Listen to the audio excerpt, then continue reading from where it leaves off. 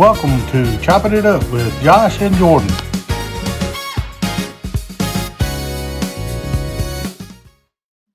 Welcome back to another episode of Chopping It Up with Josh and Jordan. Man, this week we've hit 50 subs, Jordan. 50 subs already. It's kind of wild.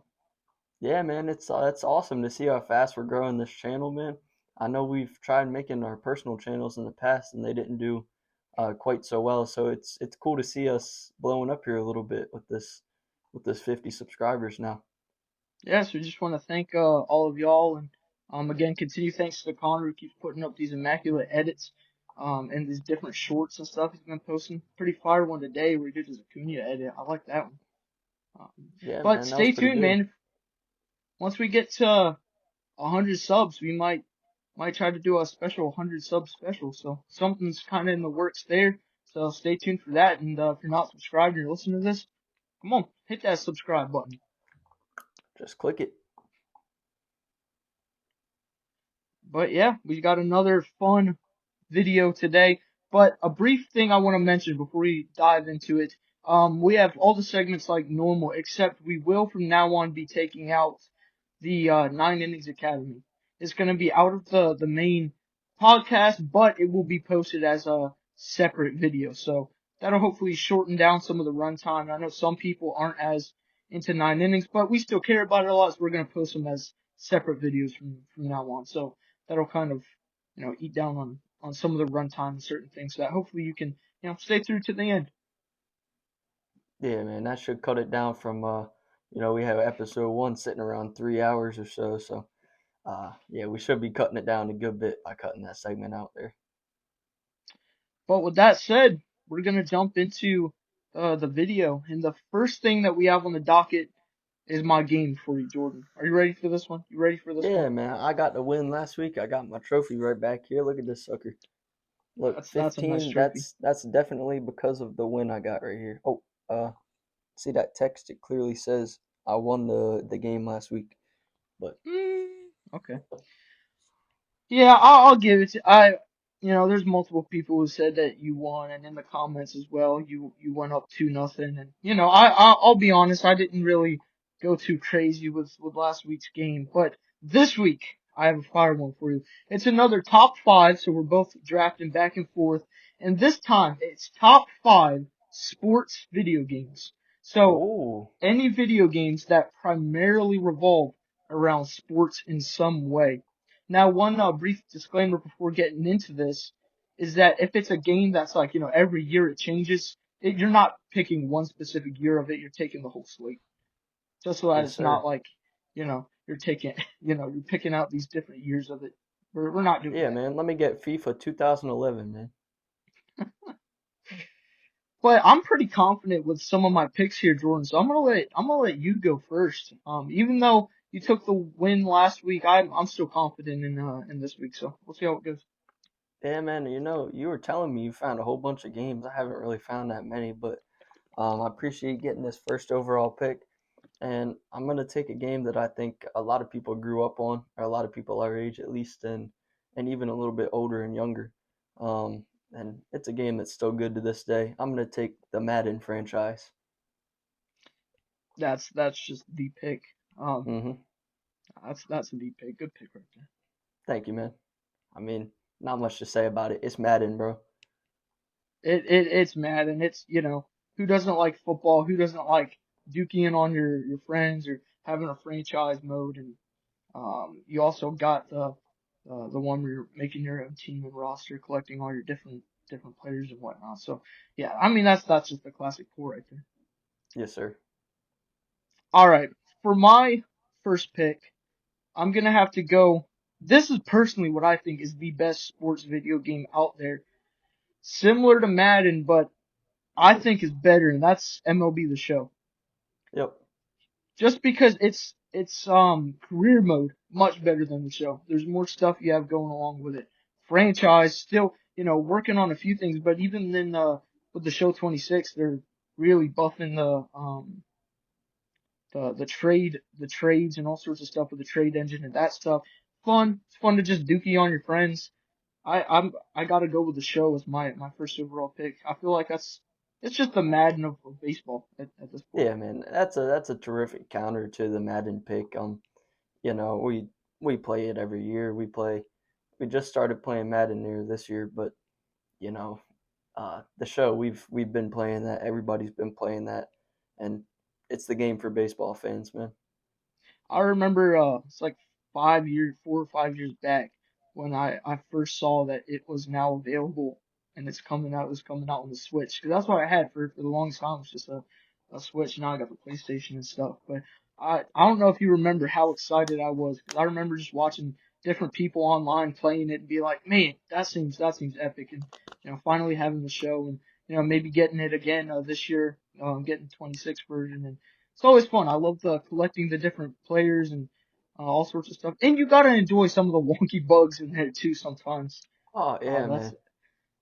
I'll have to send Connor a image of I can't remember what year it was, whether it was last year or year before. There was a bug where all the players' faces were all messed up and like their hats were in the middle of their face, kind of made them look like ducks. It was very concerning, man. It that gives you nightmares, to be honest with you. For my second pick, so I went with the show. You took Madden.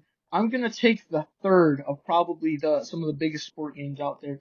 I'm not necessarily the biggest player of this game, but if we're talking the top five biggest sports video games of all time, you can't talk about it without mentioning FIFA. You mentioned earlier, I mean technically soccer is the biggest sport in the entire world. Most people have, probably played FIFA some point in their life. So I gotta go with FIFA at my second pick. Yeah, man, that's a good selection. Like you said, biggest sport in the world. I know I grew up playing FIFA. A lot of other people I know love it still to this day. Grew up playing it, and that's a good pick, man. Like I said, it probably might not be my personal favorite, but I mean, you can sit down there and like any competitive, somewhat sport game, you can just, if you're playing against someone, you can have all sorts of fun. But yeah, I mean, for the biggest sport in the world, it certainly deserves to be on the top five for sure. Oh, 100%. And going off of that with my second pick, I'm gonna go ahead and round out those type of games. I'm going to take the other one that's big in there. I know I grew up playing this. A lot of people still enjoy playing this game. And I'm going to take NBA 2K. That is the basketball version of these type of games right there. And they got all sorts of cool things, career mode and things like that, where you can go and play with your friends in the rec and things like that. Good game right there. You can go ahead and take your basketball game. Some people might be upset for this. Basketball is one of my least favorite sports, so go take that. Go take the basketball game. That's fine, man. And That's I knew that's you fun. weren't going to take it, but it deserves to be up in there, You could have taken that as in your that five top spot. position. I could have, yeah, but I didn't I, even. I Yeah, I know that game exists. I don't even have that as one of my like 12 different sport games on here. he just has so much talent. I had to take him up and he deserves to be up there. I get But that. I mean, it's like you said, it's one of the major sports, so you got to take it. But personally, I've yeah, just not never been a basketball guy. Don't like basketball that that's much. fine, man. That's fine. But um, And with that's a my lot of this third pick, draft. Is it depends on your what sports you like. oh yeah, 100%. That's That's why I why buried it a little bit with my FIFA pick. I'm kind of confused about where I should go here. There's a couple options I could take. Um, I could go with a game that I really enjoy playing right now. I could go with a game that um, I grew up playing. A lot of people grew up playing. Um, yeah, I'm thinking you're gonna take whichever one of these I don't go with. So I'm gonna go ahead I and mean, with you my got third two pick. options here. Well, right, but with my third pick, I'm gonna take Rocket League, and it's one of the biggest Mm. games in the world right now. And I've grown up playing it. I've played it pretty much since it released, on and off, and it's fun. It's becoming more popular now with guys like Jinxie hopping on there. It's a good game right there. That's a great pick. I was definitely gonna go for Rocket League. But that's a great pick. I enjoy Rocket League. It's really tough to get into though, like compared to all of these other different sport games. Like if you're doing Madden, you just press a button to throw it to your receivers or whatnot. It's FIFA, you're just passing it to whoever. The show, all you do is you press the button to hit the ball and whatnot. But Rocket League is so difficult 'cause you're controlling every minute action of your car. So, but that's a good pick. I enjoy me some Rocket League. Thanks, man.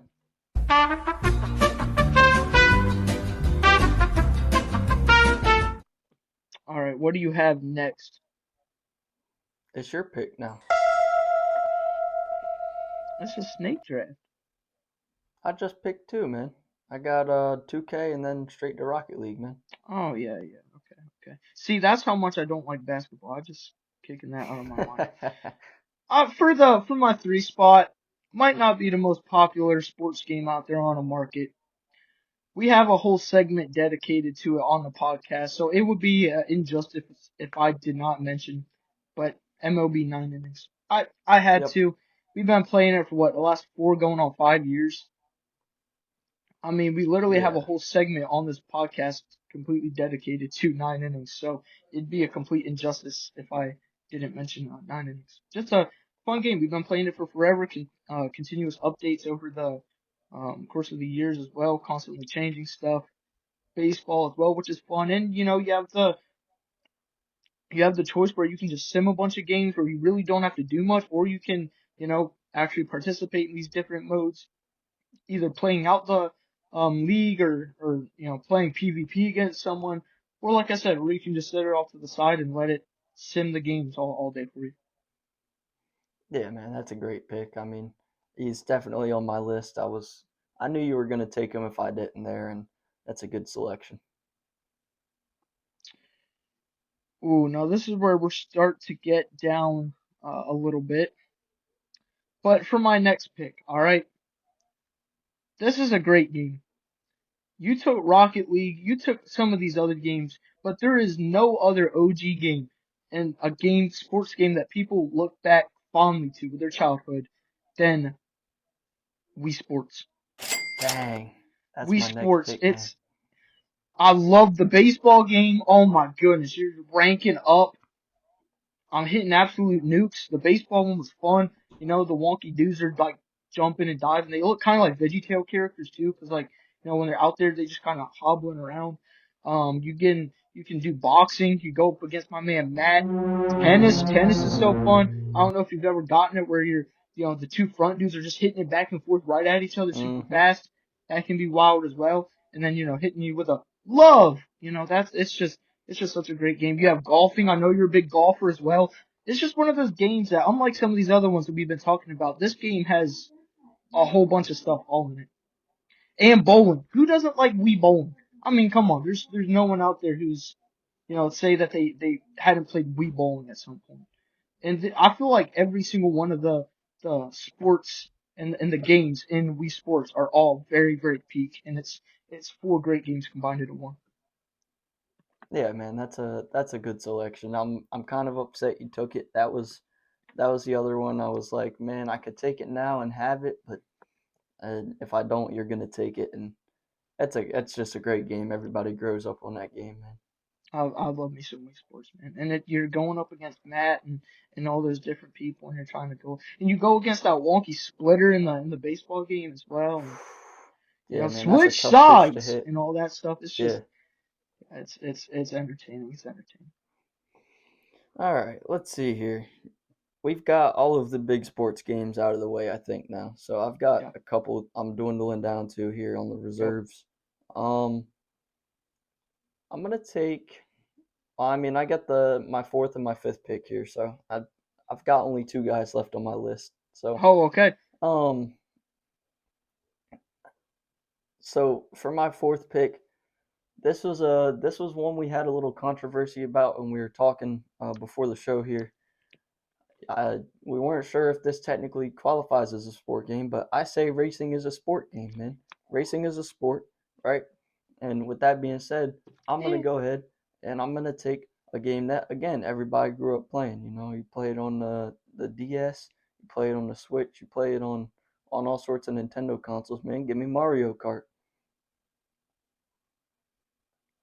Certainly debatable. Let us know in the comments if you would count that as a sports game. It certainly is interesting. It's an interesting pick. I think I'll let you go with it for the time being, but I mean, who doesn't like Mario Kart though? Like if it's such a good game that I think I kind of have to let it count. But I mean, who doesn't like Mario Kart going up against your siblings, hitting them with all the different shells, banana peels, and it also teaches you how to drive in poor conditions. You know, with the when the squid comes up and eats all over you, and you only have one or two little splotches where you can see through. Mario Kart's such a that's a good pull.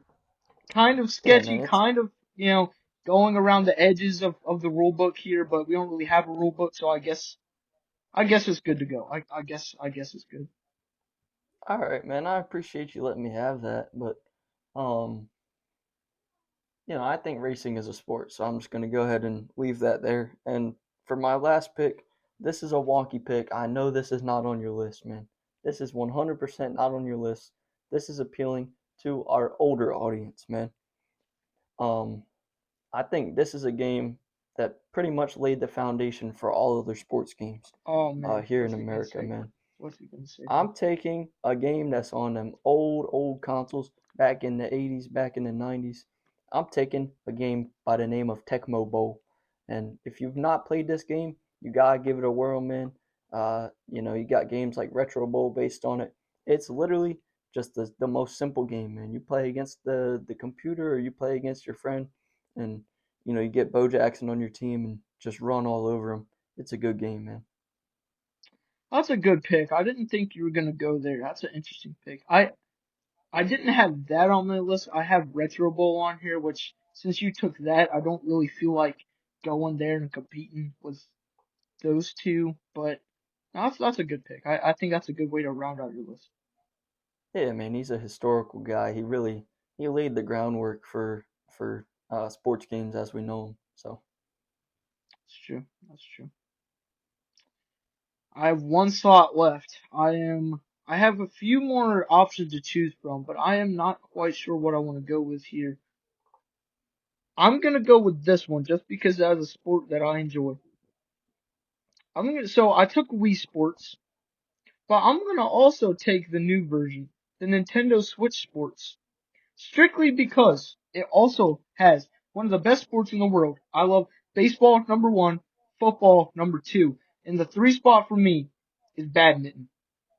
Switch mm, Sports also has badminton. It has all the other stuff, but the big thing that Switch Sport has that Wii Sports didn't is the online multiplayer. Like you can go on against other people and try to rank up against actual nasty players. Also has a really fun soccer mode. I don't know if you've ever done that. It is quite entertaining. Really good golf mode there, and the bowling as well is quite interesting with the trick bowling. You have all the different stuff. Um, and certain other stuff that was like in Wii Sports, like you have tennis and but there's also like volleyball and some other more unique sports. And I feel like that kind of my list has a whole lot of sports compared to maybe your list that you're prioritizing a few, but for me, I'm kind of putting out all of them.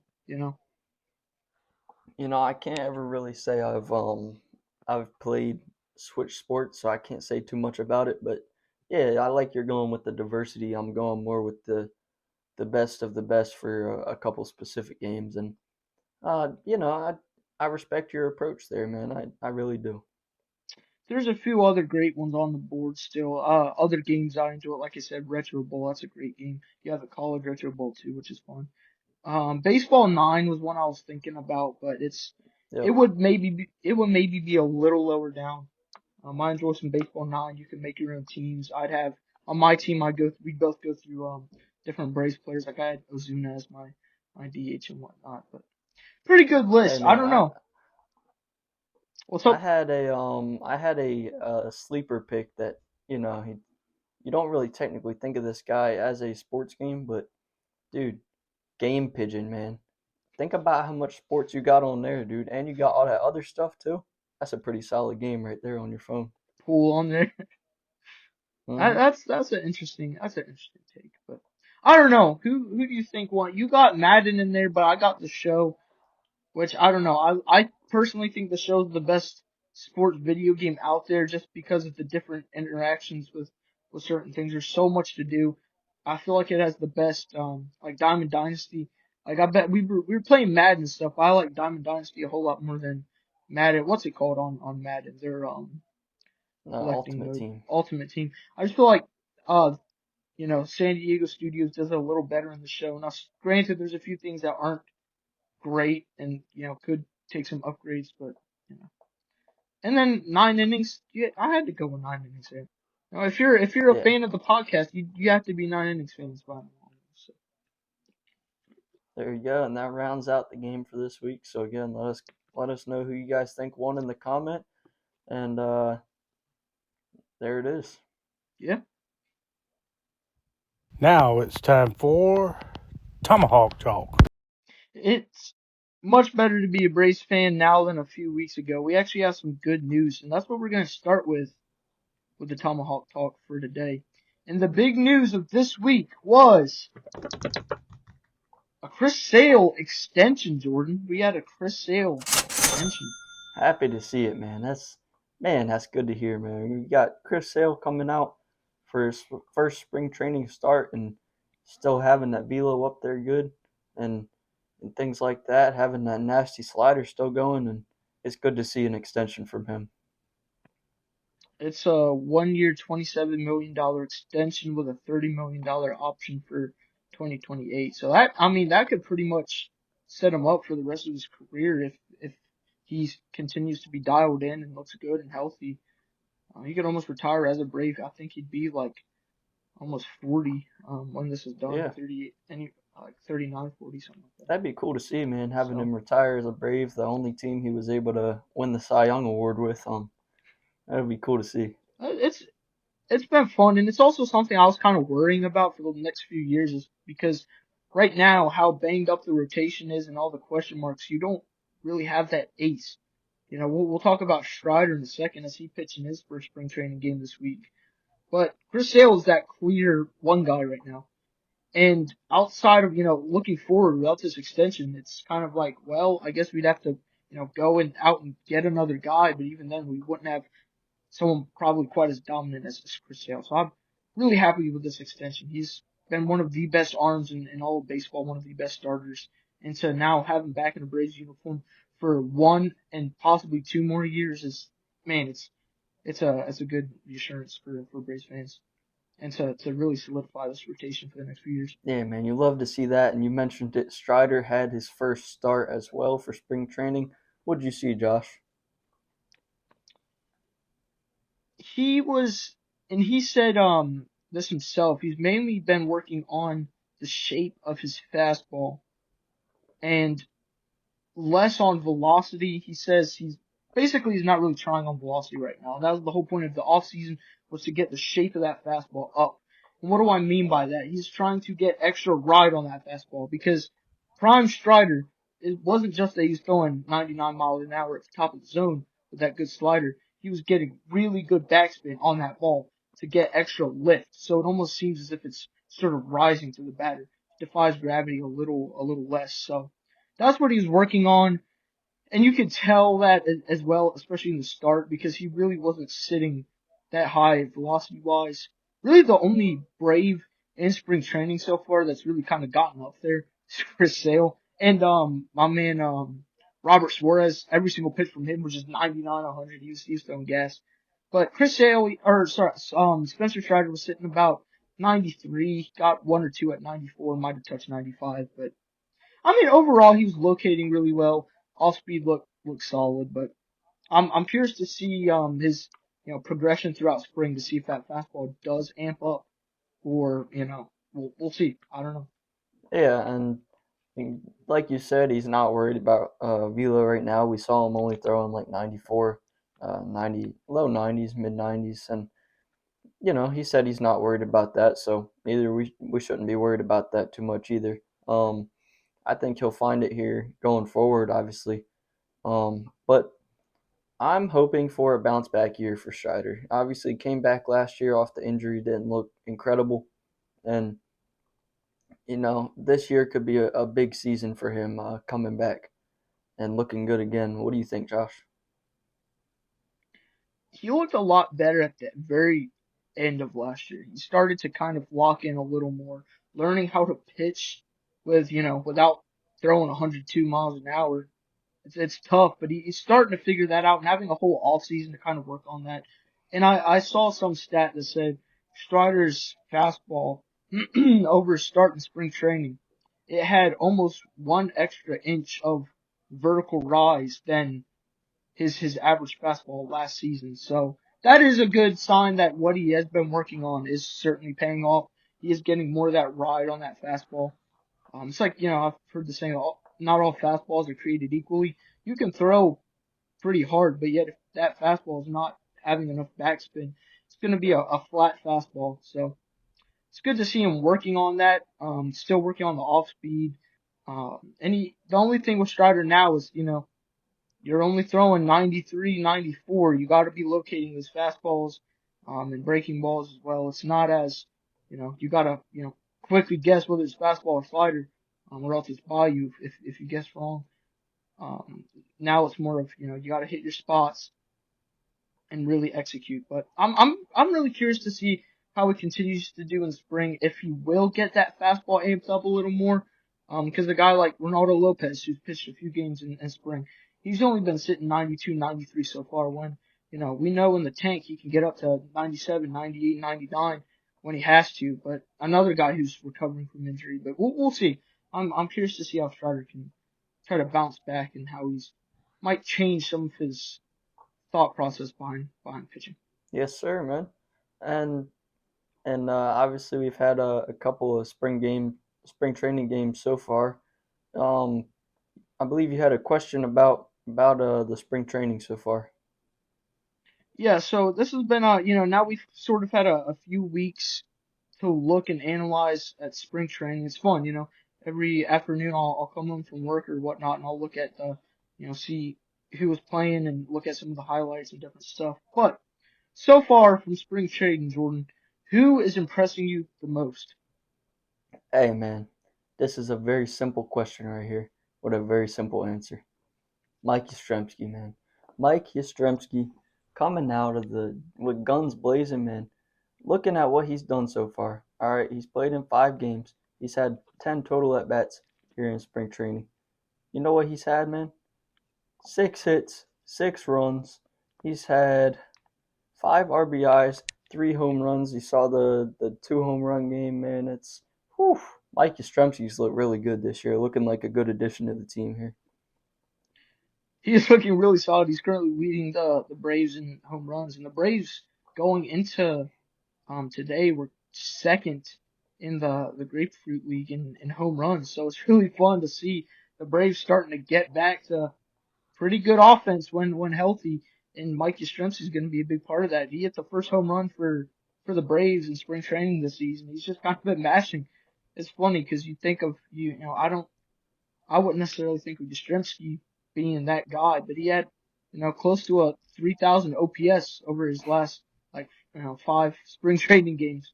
Granted, it's only 5 spring training games, Yeah. but it's good to see out of the gate, and hopefully he has some good confidence that he can use to jump into the season and build off of. What I found interesting about it though is he seemed to perform better against the big league guys.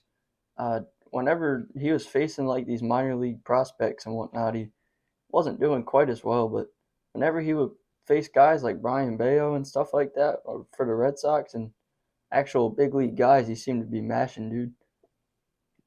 Yeah, no, I think Yastrzemski's certainly been this special thing with this spring training so far, because he's not necessarily gotten as a crazy bat, a solid bat over his career, but not, he's a high 700 OPS guy, but we'll see. He's currently mashing. Hopefully he won't cool off, and he'll continue mashing as the season starts. But you mentioned Brian Bayo. And I'm going to get into one more thing about spring training really fast. That start that the Braves had the other day, and this Braves offense as a whole, man, they are looking good. What are you thinking about this Braves offense so far in spring training? I'm very excited to see what they can do this year. We've seen a couple games with the actual starters in there for a good bit. We've seen good stuff from Acuna, good stuff from Olsen. Riley looking good. He's got 2 home runs now. He just hit one as we were recording the last segment. Guys like that, man, it's good to see them back healthy, hitting the ball good.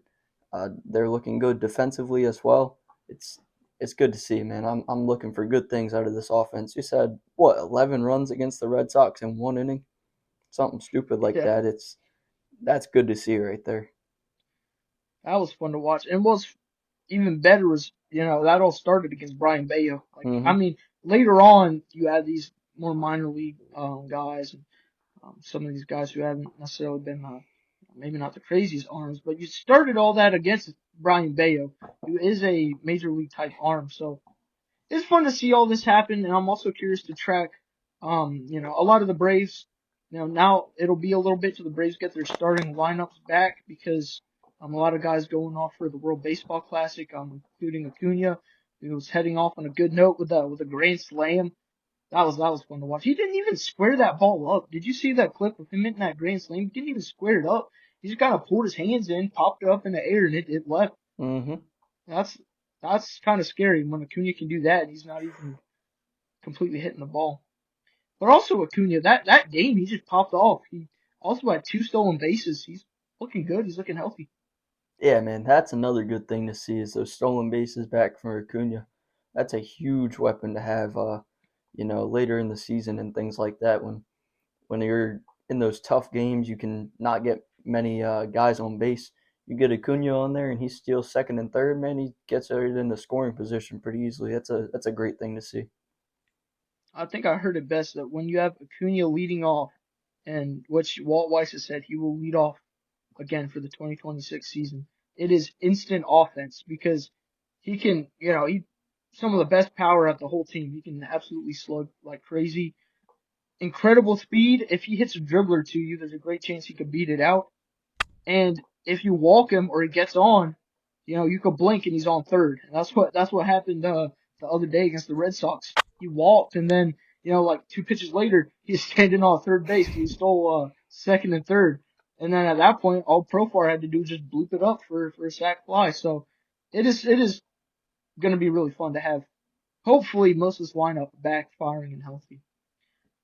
But along those lines, getting this offense back up, healthy, firing, there's still key pieces of this offense that are still injured. And that's obviously Sean Murphy, who's the backup catcher at the time being, but still, it's still a rough hit. You'll still need someone to fill that spot because you don't want to kill Baldwin every day. Even though he's young, you need to have a second catcher in there. And then shortstop with Ha-Sung Kim still dealing with a broken finger. Now there are 2 replacements for each of those positions who are currently fighting for the spot. At shortstop, we have Mateo and Dubon probably fighting for the opening day shortstop role. And then for the backup catcher role, we have Chadwick Tromp and Jonah Heim. So out of those 2 groups of players, who do you think will win out for their respective positions? So I'm gonna start off with this. I don't think we're gonna see a guy completely win out for either of these positions. I'm thinking they're gonna definitely split some starts. Um, if I was in the management, here's what I would do. All right, I like Jorge Mateo. I might be surprising, because he was more of a low profile signing for the Braves in this offseason. Very But under the radar signing, but I think it yeah, could be solid. We'll see. I like Mateo. I've liked Mateo for quite a while. Obviously, we live close to Baltimore, so we've heard more about him with a lot of Orioles fans around. But I've liked Mateo. He's a speedy guy, sneaky Yeah. speedy guy, good fielder. He was Um, like I think he had the most stolen bases in the American League just a few years ago. So he can zoom, man.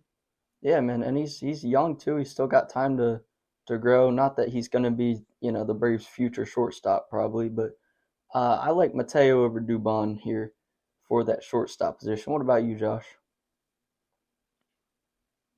I think it might start a little something like this. I think it could go similar to last year. I think Dubon might get the early nod strictly because of the glove. Very similar Nick Allen type. But I think after maybe a little bit, you might see that Dubon is like has 2 hits for his first 2 weeks or something, and then maybe give Mateo a shot. And I kind of agree with you. I don't think, at least right now, I don't think there's a current like standout that this guy will be the Braves opening day shortstop right now. I think the probably leading towards Dubon just because of the glove and the history behind his defense. But if Mateo can continue to put up solid numbers at the plate, Dubon really has not had the best offensive spring. He's looked good defensively. Mateo a little bit better offensively. Hit the, I believe, the grand slam, and he's beat out a few infield singles. And he was the starter in that game that the Braves put up all those runs against the Red Sox, and he looked pretty solid. He was getting on, and that flipped the lineup back over. You have a really fast dude at Mateo. He's batting in the ninth spot. Then you flip it right back over to Ronald Acuna Jr. So I don't know. I think Dubon might get the early nod just because of the defensive capabilities, but if he's not able to do anything with the bat, I think Mateo could be a stand-in, and we'll see. There's still plenty of spring left to go there. Yeah, and the other position we have here is catcher. We got Chadwick Trump and Jonah Heim. All right, here's my take on this. I think, well, let's start here. We haven't seen much out of these guys so far in spring training. They've each only been featured in 3 games. Trump had 7 at bats, and Heim with 8. But from what we've seen so far, Heim has been awful, dude. Terrible defensively and offensively. Chadwick Trump been a little bit better. Still not terrific, but a little bit better. Here's my thing. I think kind of similar to what you just said. Jonah Heim is going to start off the season as that second guy, only because they brought him in and he's got a big name. He was an all-star a couple years ago. It's tough to have a guy like that with so much potential and just kind of not give him a shot. I think it'll start off with him, and if he's awful, Chadwick Trump's coming in. That's what Trump's been for the last few years for the Braves. Yeah, he's there, and obviously, he's playing for Team Netherlands for the WBC, right? Yes, sir. Yeah, so we're not going to see very much of him in spring training here. I'm just thinking we're going to go with Jonah Heim to start off the year here for the backup catcher spot. Jordan, I gotta be honest. I'm surprised you didn't say, you know what, I'm gonna take option C and go with Sandy Leon. I know Oh you're a my big gosh, bro. Sandy Leon type of guy, I but am a big Sandy Leon guy. yeah. I don't know. I actually disagree. I think Trump might get the nod. He has been better so far throughout spring. He had a solid game the other day. And also, he does get the advantage of, like you said, he's not going to be in spring as much, but he's going to be going against some incredible talent in the World Baseball Classic. So if he's able to do something there, that kind of it'd make a lot more buzz than Jonah Heim just playing in these non-competitive games. It's I true. think Trump will get the nod. Again, this is still early in spring, so we'll see if different guys can certainly go on tears later on and show certain characteristics and attributes that they want for again, hopefully just a few months at the most to replacing Murphy. And the thing is, like, this is the fight for the backup catcher role. Obviously, you have 2025 National League Rookie of the Year Drake Baldwin as the starting catcher, but you need a backup catcher for to start 1 or 2 games a week.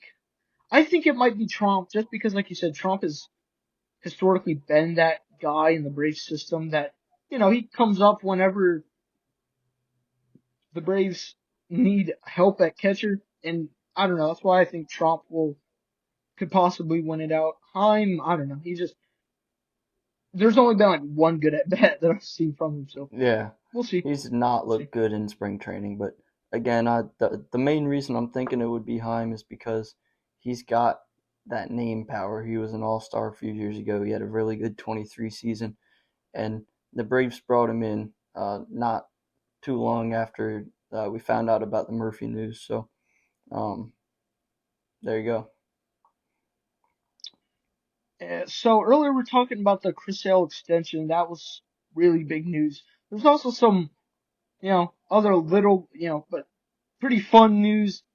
Peyton Glavine, the son of Atlanta Braves legend and, um, Hall of Famer Tom Glavine, he just signed a minor league deal with the Braves. Jordan, what's your thoughts on that? Having Tom Ah, Glavine's son in the Braves organization? that's cool, man. It's probably not uh, a a huge signing, to be honest with you. I didn't hear about it until No. you told me, and hey, it's cool to see. I don't Yeah. think too much will come of it, but that's pretty cool for the kid getting to play for his dad's team. Obviously, Glavin part of that big three. It was some nasty pitching there before we were born, but um, yeah, Glavin, Hall of Famer. Maybe his son got some of those attributes, I would assume, considering he's in minor league baseball. But uh, yeah, I think that's more just of a cool thing to see more than oh, this guy might come up next year. But Yeah, I don't think anything too crazy will come of it. I've looked at a few of his stuff, and from what I was seeing, he's dealt with a lot of injuries over the last few years, and this is the first year in a while that he's been healthy. Tom Glavine even said, I play catch with Peyton a lot, and this is probably the first time in the last 3 or 4 years he said, something's not actually bothering me. So maybe that's something to do there, but I don't know. I don't, I don't even think you'll even see him at the big league level, but it's just a fun little story to have, when you have these Hall of Fame historic type players and their sons come through, and, it's especially really cool to have them come up through your system, that their, uh, fathers did. yeah, and talking about that, that was some interesting thing. We were watching the Red Sox game the other day. Those announcers were really getting into it with how Mike Yastrzemski was going off on his grandpa's old team, man. Yeah, that was certainly interesting. I mean, like you said, man, I'm looking forward to Mike Yastrzemski, but Yeah, so I got a question for you, Josh. Talking about we're saying some of these guys fighting for a spot on the lineup. We've seen J.R. Ritchie come out in spring training, looking very good. Obviously, he's only had 2 appearances, but in those 2 appearances, he's looked very good. And we talked about even before he showed up, hoping to see him come up at some point in the season. Do you think he will come up? And if so, when do you think that'll happen?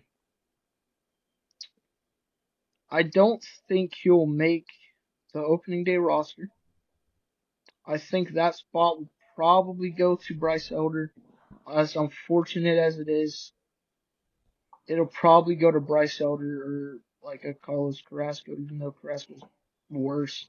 Yeah, I think I certainly think that at some point through the season, again, these pitchers always have these minor injuries or tweaks, or if a doubleheader's coming up.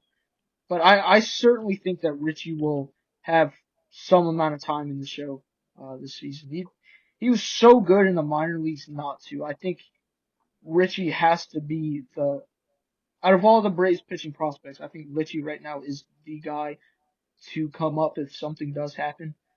He looks so good. Last year he put up a 3.02 ERA in the minors, and disgusting stuff. Even in just AAA, he was pretty hard to hit. Like a 3 ERA in AAA is pretty solid. So I don't know. He could come up and stay for a while. I'm not sure, because hopefully after a few months, if something does happen, you have, you know, Schwellenbach coming back, and then possibly Waldrop. So there are pieces that will be coming back at some point. I think he will start, but I don't think he'll come up at the beginning of the season. I think he might make a spot start, a doubleheader start here or there. Maybe Bryce Elder's terrible as always, and he gets a nod after a few weeks or month. Maybe that's how J.R. Ritchie could come up, but he certainly looks very promising. He's been really good in spring too, so I'm really excited to hopefully see J.R. Ritchie step up at some point this season. it's a weird thing to root for, but I'm kind of rooting for Bryce Elder to be terrible so we can see Richie come up. I'm really excited to see what he can do, man. And yeah, I don't know. I hopefully he'll come up. saw an article the other day that Bryce Elder is working with some pitching specialists to try to get his velo up. That would be interesting. Bryce Elder said he wants to get his four seam up a little bit so that it plays better in the top of the zone. But I don't know. How funny would that be if Bryce Elder started throwing harder than Spencer Strider? Oh my goodness, dude, that would be the weirdest thing ever. I would just quit. But I don't know. We'll see. I'm looking forward to hopefully J.R. Richard will come up at some point. Yeah, I think that wraps up our Tomahawk talk for this episode, and let us know what you think about the Braves and this news that we've had recently in spring training. Well, let us know what you guys think in the comments, and if there's anything you want us to talk about next week for Tomahawk Talk segment. Yeah, let us know. Let us know in the Discord as well. We check that, every day. It's a You a good way to fan get of up with us. let us know if you're a fan of this Chris Sale extension. Did they pay too much? Could they have added on a few more years? Who do you think will get those spots at shortstop and catcher and all these other questions that we have? But we certainly like to hear back. So feel free to comment and join the Discord and do all that stuff. And maybe we'll talk about some comment or question that you bring up in the next segment of Tomahawk Talk. Yeah, so with all that being said, here comes our baseball segment, more of the wider reach of baseball in general, and not just MLB. We've got the WBC coming up and things like that. But let's start off with Josh. We've seen in spring training here the new rule of the ABS system, where anybody, the batter, pitcher, catcher, they can all challenge pitches, man. And if a pitch is called a ball, they can challenge it and see if it's a strike. And you know more about all the specifications of that rule. Why don't you go ahead and explain it for us here? Yeah, it's kind of wonky. Apparently, it was in all of like minor league ball last year, but essentially each team gets two challenges. And, if you make it, you retain the challenge. If you don't, you lose both challenges. You can't challenge. But essentially, as soon as it's happened, as soon as whatever the call has been made, either the batter, pitcher, or catcher instantly has to tap their head like that to challenge. That's how you challenge, and you can't be like, 15, 20 seconds later, they're waiting, and then the coach goes, like in football or something, the coach will wait a second, see if it's, or same thing for like other calls in the game. If you want to challenge it, they'll look at it, and 15, 20 seconds later, then they'll say if they want to challenge it. No, you have to challenge it pretty much instantaneously. But it's been pretty cool. I mean, some of it is, some of these challenges, I don't know if you've seen, are quite hilarious. Seeing some of these pitches that are way off, that they're like, oh no, that's a strike, and they try to challenge it, and then no, it's not even close. But it's interesting. I like how Chris Sale put it, a week ago. He said, I'm not gonna challenge. I'm gonna leave up all the challenges to my catcher because as a pitcher, I'm thinking, I'm so competitive. I'm thinking every single pitch I'm throwing in there is a strike. And the way that, these professional catchers are framing it and snapping it up to different spots and, doing all the stuff with framing, every single pitch looks like a strike. So, and I'm not an umpire. I'm just a pitcher. I've never umped in my life. So I'm not going to challenge. I'm going to leave that to the catchers. And I think that's kind of what we've seen. Most of these successful challenges either come from the batter or catcher. I saw one the other day where I believe it was a pitcher for the Yankees. He threw the ball, he like fell off the mound, and then he still challenged the call, and it was like 4 inches off the plate. So I really don't think that that's your best call because he threw the ball, and when he threw it, he like slipped off the mound, and so he's not even facing the right angle anyways. So and like the Braves won against Paul Skeens the other day, and the Braves won like 4 challenges off of Paul Skeens or something crazy like that. So it's interesting to see. Some people were complaining that it might, make the game a lot longer, but it maybe 1 or 2 minutes at the max. And again, you only have Yeah. two challenges to work with if you fail. So Yeah, and what you said about that Chris Sale thing, we saw him in his spring training start. He had one that was probably right down the middle, and it was called a ball. They didn't challenge it. Got into a full count and then proceeded to wipe the guy out with a slider. So uh, clearly he's good enough and he's standing by his word, not challenging pitches, and I think he'll be just fine with that. And quite a few other pitchers doing the same thing there, like you said, but. Um, I think it's a yeah, we've seen some crazy stuff there. We had Yankees. What's their catcher's name? Like Ben Rice or something. Man, he had some terrible challenges, man. They were awful. But Braves have had a couple pretty bad ones too. So It's fun to also see certain calls by the batters when they're like just off of the batters actually getting these correct. Just shows, how much some of these guys know the zone. Uh, but yeah, it's fun. It's a cool rule. yeah, I don't necessarily hate it. I like this a whole lot more than the robo ump idea where every single pitch is just automatically called ball or strike. It's a much better way of doing it, and it keeps umpires honest. I also saw something the other day where this umpire lost five consecutive pitches he got wrong. He got five dang, pitches in a row that's really bad, wrong. I dude. feel like the umpire should get ejected if something happens like that. It was pretty bad, but I think it's a good rule. It keeps umpires on, and at the same time, at late in games you might lose some of those challenges too. So you still have the human element with umpires and whatnot. It's not going to add on to the game time that much. And I think it's alright. I'd possibly prefer without it, but it's not a bad change. But with that being said, this Yeah, is, the last few years you've been adding and changing all these different rules, right? You made the bases larger to encourage stealing. Made pickoffs limited to encourage stealing. Made, added the pitch clock. Added, the pitch clock violations and all that stuff. Now we're adding the automatic, balls and strikes, system. But with all of these rules being added, Jordan, are there any other rule changes that you'd like to see in the future? hmm. More or less to like the game itself, not necessarily in like the structure of teams and players and stuff. That's maybe we talked about that in I believe either episode 1 or 2. But are there any other rules to change the game that you would possibly like to see happen? As of right now, there's not too many big changes that I can think of. There's some that are like under like potentially being made rules in the future. The one that I find pretty interesting is the one where it's like when you take your starting pitcher out of the game, you lose your DH.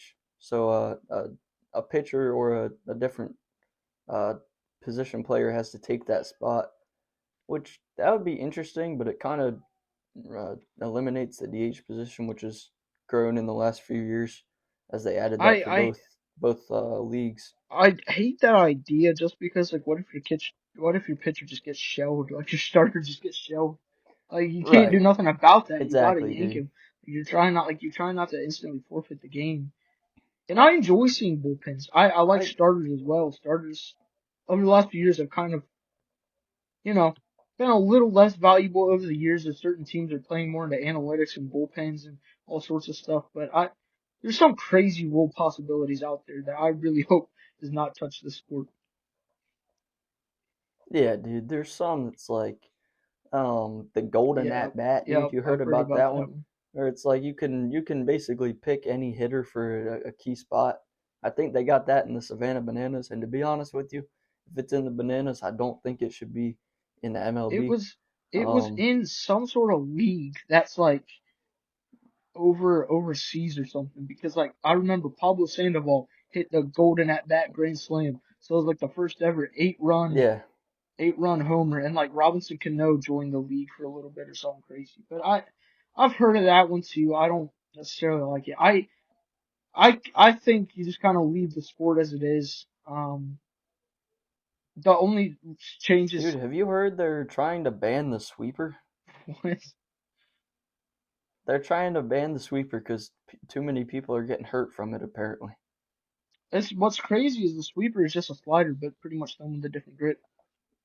Like Exactly, but I don't understand like why the they would try to ban sweeper that, but that's just is me. mostly grabbed on a two-seam orientation. And the thing that makes it different from like a slider is just that you have that different grip, which adds seam shifted weight. So that's going to make it shift a little more. And some people throw their sweeper just like a slider. So some people have their slider and they're snapping up and around it. And some people have their sweeper that they're trying to, they throw it the same way. But some people also try to purposely get more to the side with their sweeper. So I don't know to what extent it's hurting it. I don't know, but it's literally just a slider but with a different grip. And sometimes you're trying to get around the Yeah, I ball a don't little get more, that. but I really don't see how doing this is any worse than just the same as just throwing the slider. But Yeah, I don't know. I don't like that rule change potentially, but one that I would like to see, it's not really a rule change, but it could affect the game a good bit, is I'd like to see some league I was expansion, thinking the man. same They've thing. talked about it I was for about to say years, the same thing. I'm glad you you brought it know. up. Yeah, like I know a couple teams they've been talking about bringing in is like the Nashville Stars is an option, dude. Nashville, Nashville would be. uh, the Braves are really the only team down in that area, so they've pretty much got capital on that whole section of the country. It'd be cool to see another team down there. And another one they've been talking about recently is Salt Lake City, having a team. I don't know, but I'd like to see some new teams in I've there. That'd even be heard the cool. idea of giving the Expos back, getting the Expos back. I Yeah, certainly would love to see more teams. The only thing that would be unfortunate with that whole situation is that you will need to have new redistricting with all your divisions and whatnot. That would be annoying because like as a Braves fan, we have one of the best division rivalries in all of sports with the hatred. You have this three-way rivalry between the Phillies, Braves, and Mets, and so, like, if you read districted, the Braves would be in a completely different. If you're going more regionally, it'd be completely different. But at the same time, if you're adding in more teams, that's more money for Major League Baseball. That's more possibility of fans, and it also is more talent being added into the sport because that's two completely new teams that now are rostered, and also, you're able to have these new players who get a shot at the big leagues instead of, it's more dispersion of talent. yeah, I think that would be really cool to see. Like you said, it would kind of suck having to redistrict everything, but there's certain rivalries I feel like they can't take away. Like the Red Sox, Yankees, the Phillies, and Braves, and the Mets in there too. It's some of those you just can't take away, and I doubt they would, but I don't know. you somewhat would You have to you at some kind of point. have to because I think if you want to add in two more teams, you'd have to redistrict everything. You'd have to go to 4 to 14 Yeah, divisions. But I also like even the idea of, yeah, like, if you add two more teams. Right now, there's how many teams make the playoffs? You have, what's it, 6 teams in each league make the playoffs. That's almost half the league. So I remember, a while back when you had less and less teams, the deadlines and stuff would be crazy. You're having these teams getting all these different players, people moving around. But now it's a little less of that because there's so many more teams in the hut, looking for a playoff spot that the trade deadline isn't quite as it used to be. But if you add two more teams, that's two more teams that could, knock a few other teams down. So you could have, that's two more teams to trade with, two more teams that could, maybe give the Dodgers a shot for their money. I doubt that, but I don't know.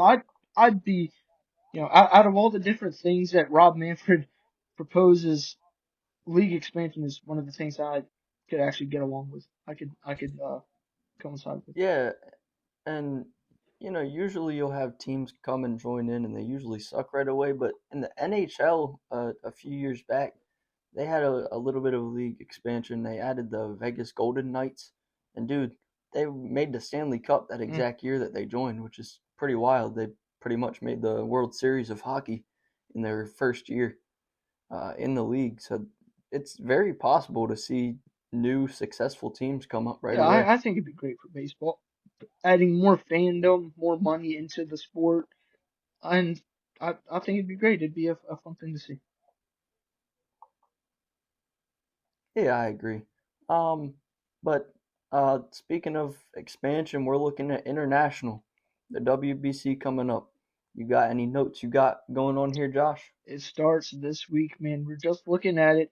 First game, Wednesday? You said first game starts Wednesday for the WBC. Yeah, Wednesday we have a huge face-off against Chinese Taipei versus Australia, man. That's I a know you were heavyweight. looking forward to That's seeing those two that I teams. gotta be honest.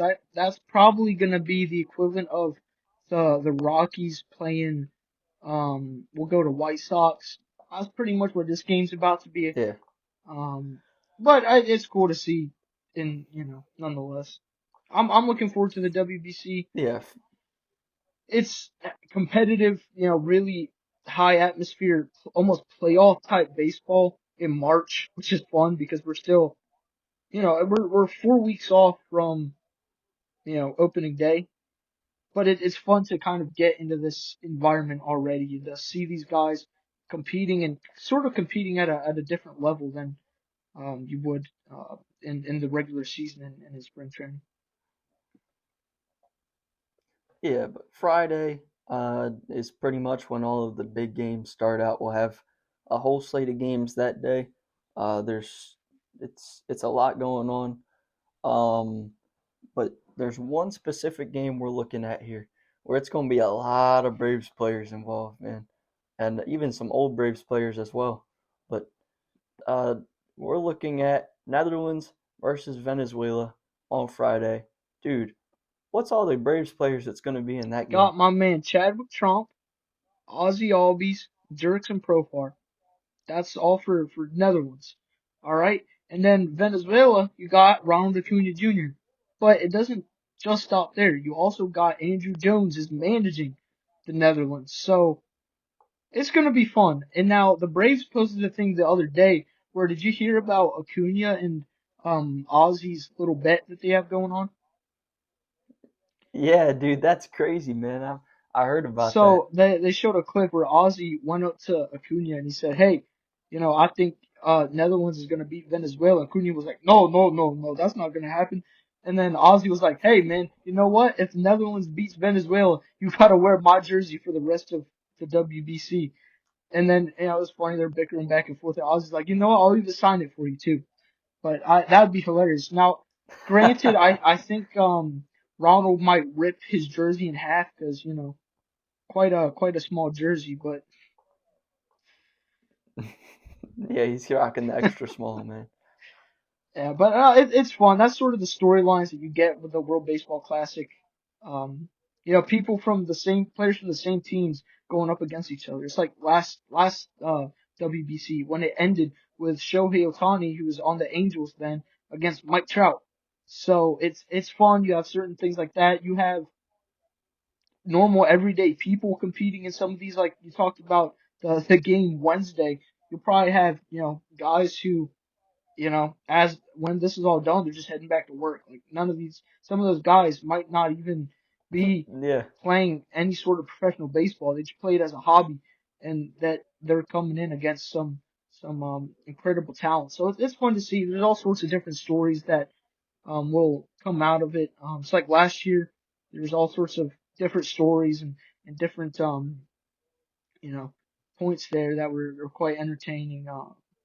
And I'm curious. I'm curious to see how it all goes, and we'll try to keep you all up to date with the World Baseball Classic stuff on the podcast throughout the next two-ish weeks. Yes, sir. And uh, we're looking forward to it, man. No, it'll be fun. We'll see. I still think that Team US has a good shot, even though I heard something that like Tariq Skubal is only allowed to pitch one game, and Skeens is only allowed like one or two games or something crazy. So I don't know. We'll see. Yeah. I would love to see Skeens saved for them for a playoff, like for a final game. But it's bracket style too, and you have your pool play. It'll all be fun. I'm looking forward to Hey, man. And the best thing about the WBC, it comes with an event in it. It nine does. innings, It man. does. That's the most exciting thing about it. No, you're wrong. That's the second most exciting thing about it. You're forgetting the My most bad. important thing is that we get to see the goat Didi DD, bro. Gregorius in prime Didi abilities. I can't Man, wait to see. I can't wait to love to see see that man DD out with there. Ozzy and Trump and I forget who's playing shortstop for that team as well. Someone else. I think Sedan Rafaela on that team. It'll be fun. Yeah, It'll be fun. Profar Yep, out yep. there. Yep. But no, I'm looking forward to the WBC, and we'll try to keep you all updated throughout the weeks as it goes on.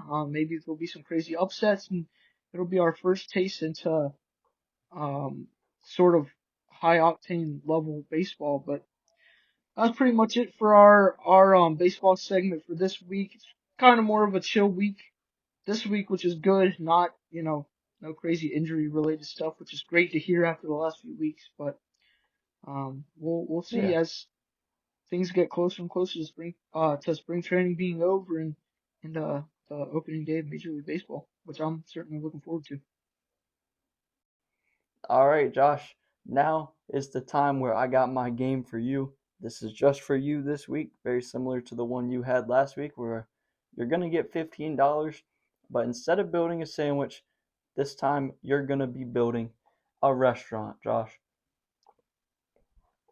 Ooh, I like me some good restaurants. I'm curious what you have here on the board. You were really excited about this earlier. I haven't seen anything regarding this yet, so I'm really looking forward to it. Yeah, so I'll let you know heads up ahead of time. There is 5 categories, and you've Okay. got $15, $1 through $5 option.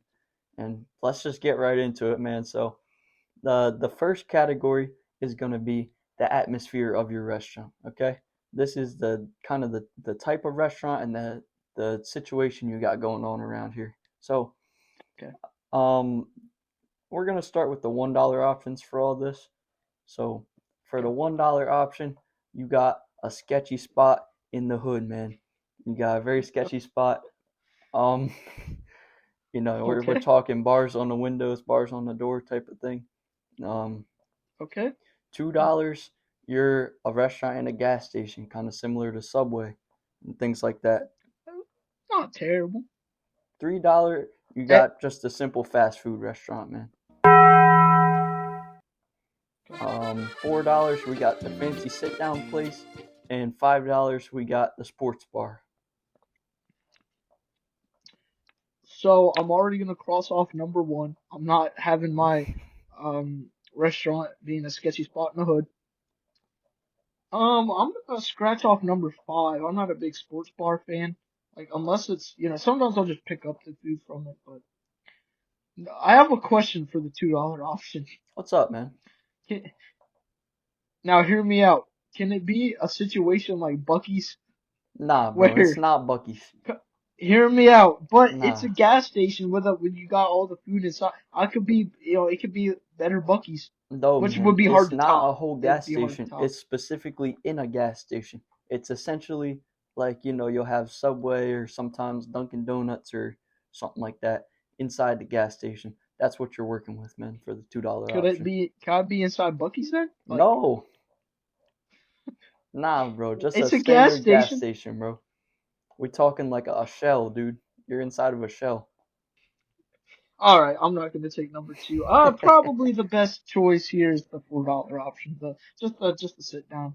I ain't trying to do a fast food place. We'll try to do something. Going with the fancy sit down place. All right.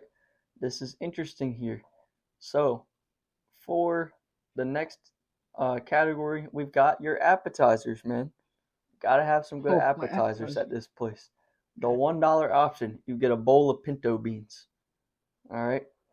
Just straight up pinto beans, man. Just a bowl of pizza. That's it. Call it a Sorry, man. beanie bowl. Yeah, the bean bowl.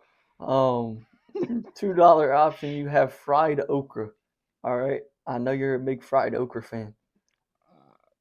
Can't say I'm the biggest fried okra fan. $3, you got pretzels and cheese. This is some nice warm cheese. Um, Okay, okay. $4 option, you got mozzarella sticks with the marinara sauce and Ooh, whatever. And $5 option, you got your loaded nachos or loaded tots if you'd prefer that. I don't think I can spend crazy here because I know some of these options coming up will probably better because this is just the appetizers. But hear me out, man. I'm gonna go with a bowl of beans. I'm gonna go with a beanie bowl You're because going I with the think you're pinto gonna. beans, man?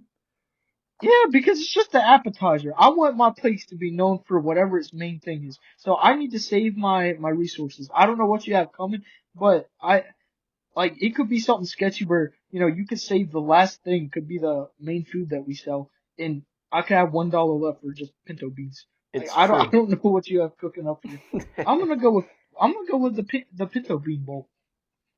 There you That's what go, we'll call it, man. the beanie bowl. The Beanie Bowl, and you got $10 left to spend for these last 3 rounds, man. And the Okay. next option is See? your specialty item. Ooh, specialty item. This is your main entree, pretty much, and what your Okay. restaurant's known for. Okay. Okay. Yep. The $1 option, you have salad. I know you're a big salad fan. You want the Salad Works restaurant right here, man. Hey man, I could go with salad and pinto bean bowls. That's the worst restaurant, dude. You $2. only have like 24-year-old girls coming over. Oh Like, my gosh, that's awful. that's the worst. I'm not going with the salad. I already know Nah, that. bro. $2 option, you got spaghetti. The $3 spot, you got pizza. $4, you got burgers, and $5, you got chicken wings. Ooh. This is tough. So what do I have? $10 left, and we have. Yeah. So See, it can get kind of wonky because you're a fancy sit-down place, and this is the options you got, man. really, the only like sit down item here is spaghetti. It's Right, salad, I right. guess. Which, I mean, technically, you don't gotta I be a should have fancy taken. sit-down place. You can just be a sit-down place. That's okay. Okay. But I'm not the biggest fancy guy myself. yeah, I'm more of a laid back dude, so that's probably what I'd go with my more. I'd lean that way with my restaurant, but I think for this section with my entrees, I think I gotta go with pizza. I'm a big pizza guy. I could go for pizza almost all the time.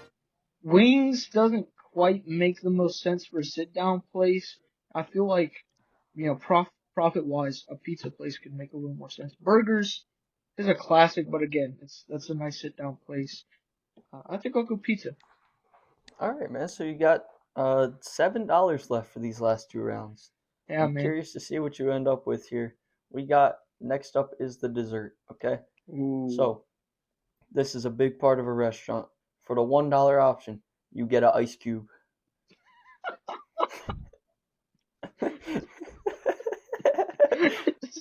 It's just the ice Just cube. the ice cube. Yep, just one as well. Just one singular ice cube. How big Yep. is the ice cube and what consistency is it? It's so you know the ones that you get out of the freezer that are like slightly rounded but flat on the other side, kind of like a semicircle. Okay. Yep. Okay. It's that Cool. kind of ice cube, dude. Thanks for They're tough to chew as well, dude. $2 option, you have pistachio ice cream. Specifically pistachio. Okay. Can't say I've ever had pistachio ice cream. And neither have I, man. That's why, maybe you've had it, maybe you haven't, but we'll see. $3 option, we got churros, and they do in fact come with a chocolate dipping sauce as well. Ooh, okay. The $4 option, you have one of them cookie pizzas, bro. That's a pretty big dessert as well, bro. Cookie pizza for the pizza place, and then $5 option, you got that molten lava cake. Man, I thought I had my answer until you brought up the pizza or the pizza cookie thing, the cookie cake thing. Oh man. Oh.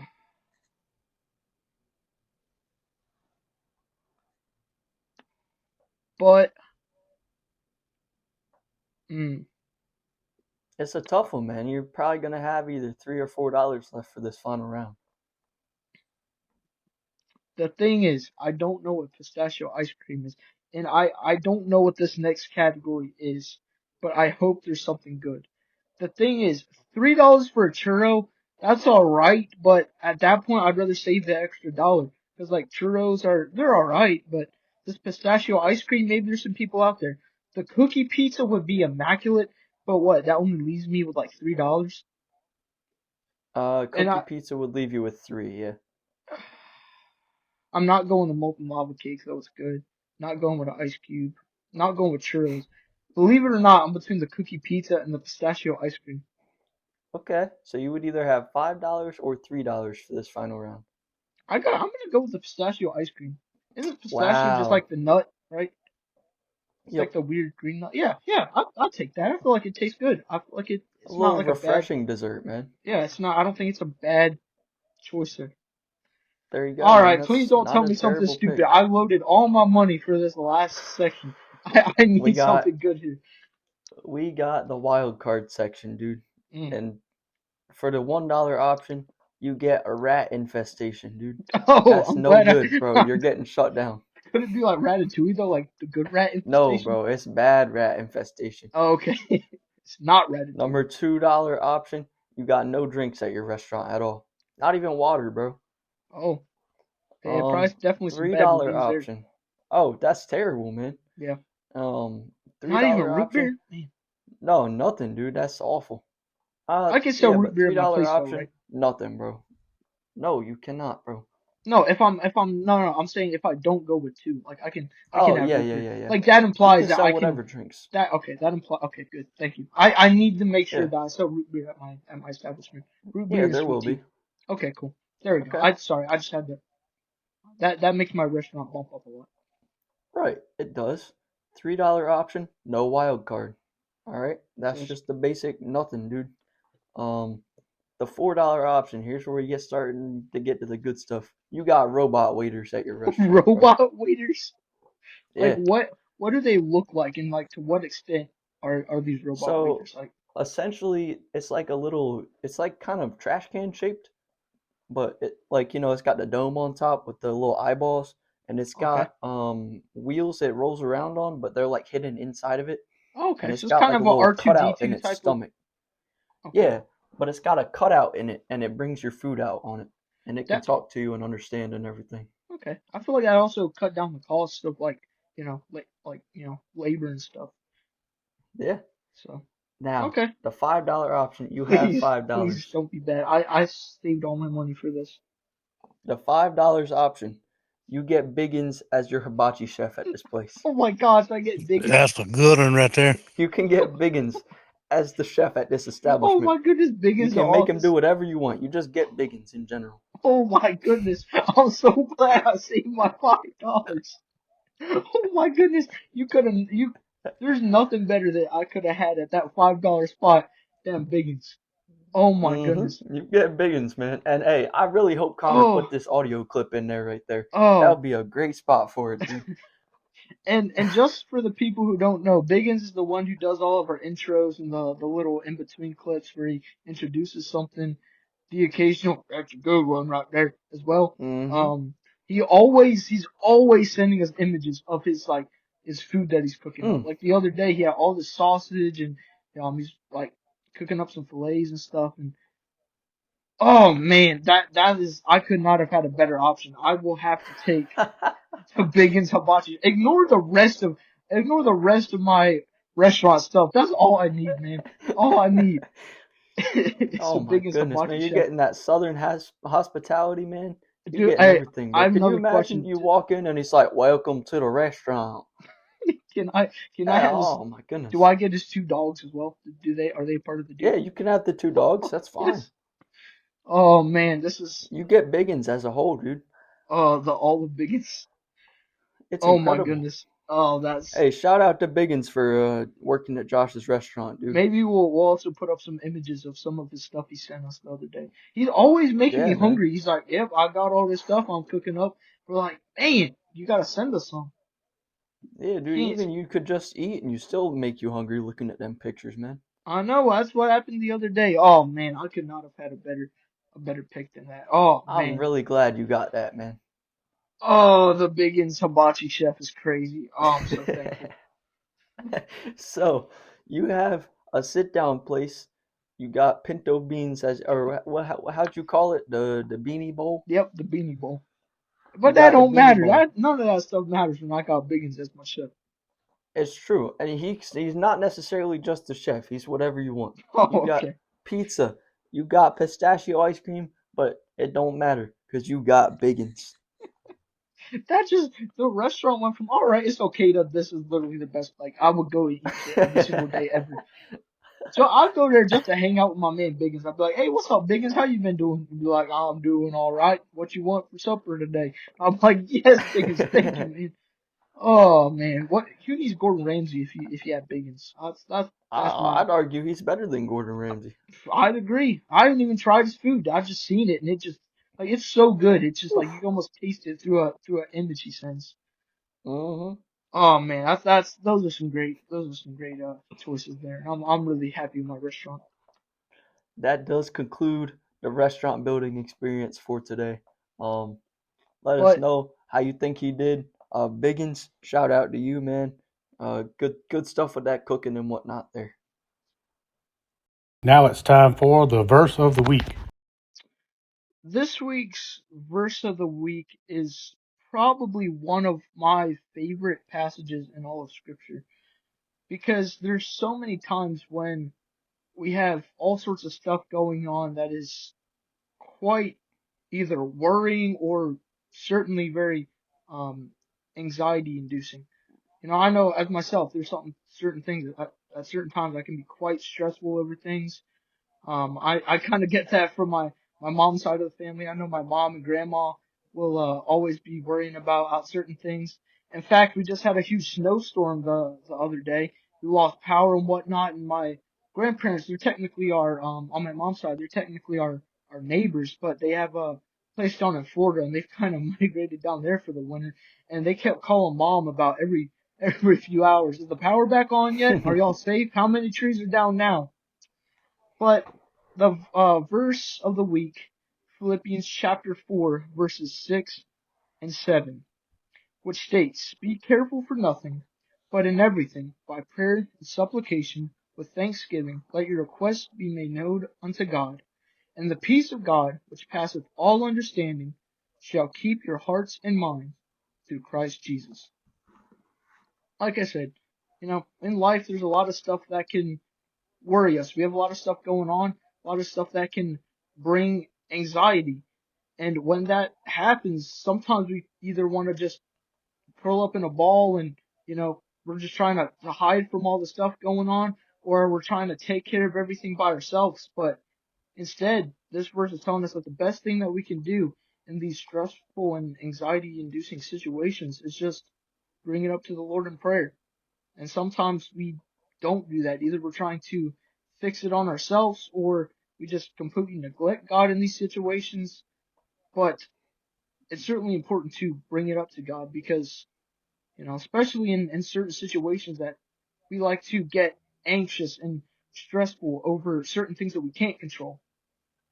I know, back in high school, me and Jordan, we played soccer and our soccer coach, you know, what do you always say, Jordan? What was his motto there? Run faster, guys. Let's go.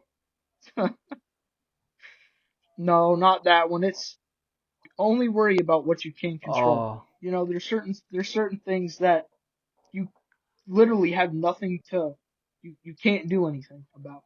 There's certain things in life that whether that's health in some situations or whether there's certain things going on with your family, and to some extent some of that stuff you can't help it, you know? I mentioned that we had a big snowstorm the other day, losing power and all that stuff. We can't help that stuff.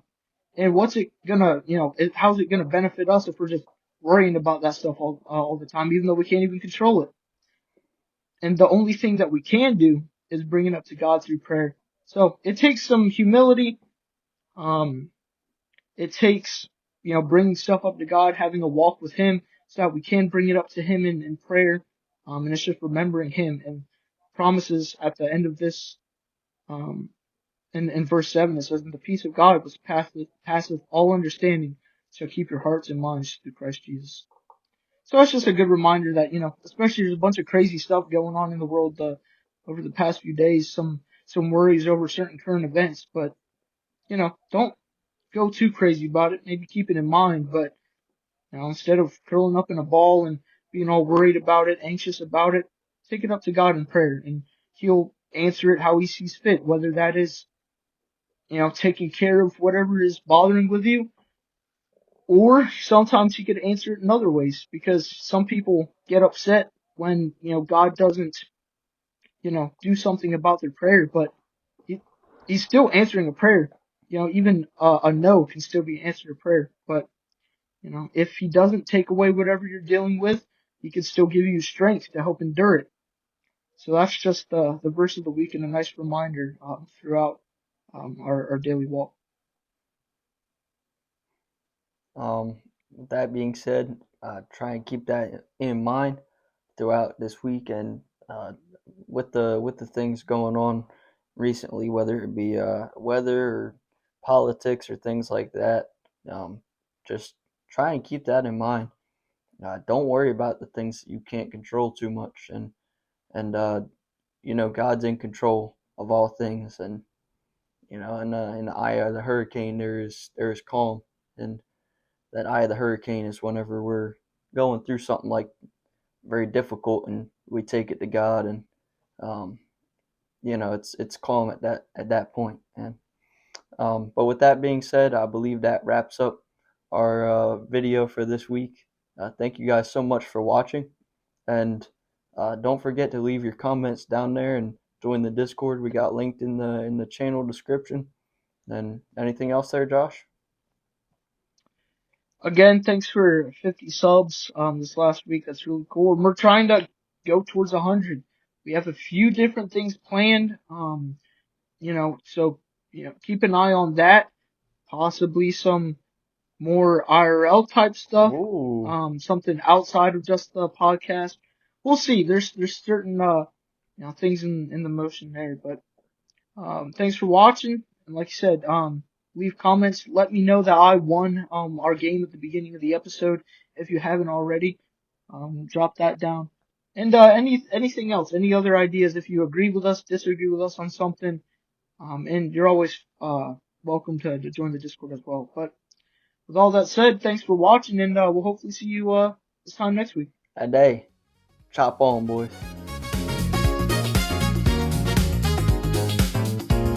Thank y'all for listening to Chopping It Up with Josh and Jordan.